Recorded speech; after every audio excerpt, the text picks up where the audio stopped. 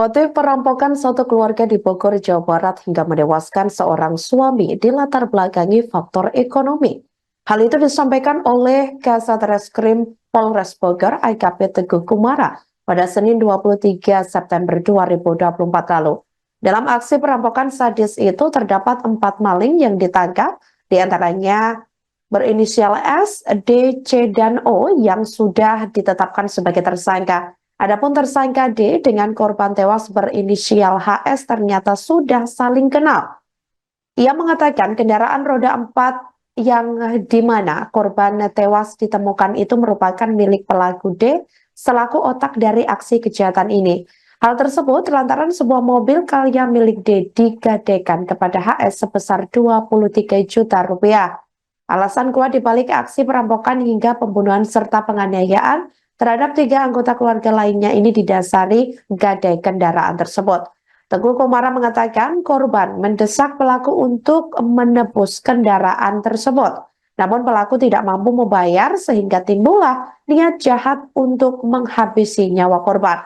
Sebagai informasi, kejadian nahas dialami oleh satu keluarga yang tinggal di Kampung Cimayang Sari, Desa Cimayang, Kecamatan Pamijahan, Kabupaten Bogor, Jawa Barat.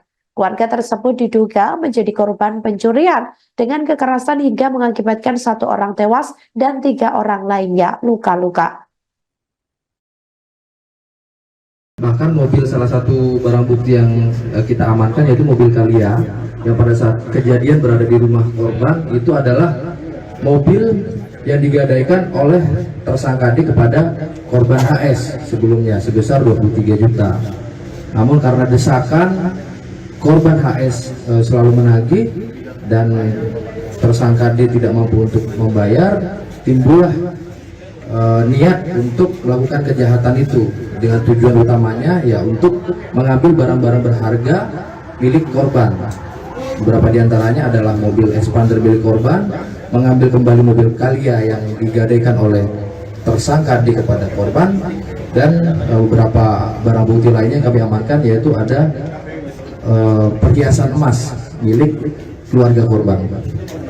Komandan, kalau kondisi 3 korban yang kemarin itu baru kami ya, saat ini untuk korban anak inisial AL sudah bisa pulang ke rumah, namun memang ada beberapa jahitan di kepalanya yang dikategorikan juga termasuk dalam luka berat. Sedangkan 2 korban lain yaitu istri korban HS inisial RF dan NN, ibu mertua korban HS, sampai saat ini masih menjalani pengobatan atau perawatan di rumah sakit.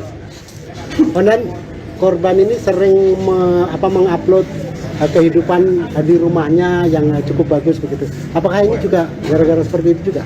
Nah, kalau itu sedang kami dalami. Apakah itu juga termasuk salah satu pemicu para tersangka melakukan kejahatan? Download Tribun X sekarang, menghadirkan lokal menjadi Indonesia.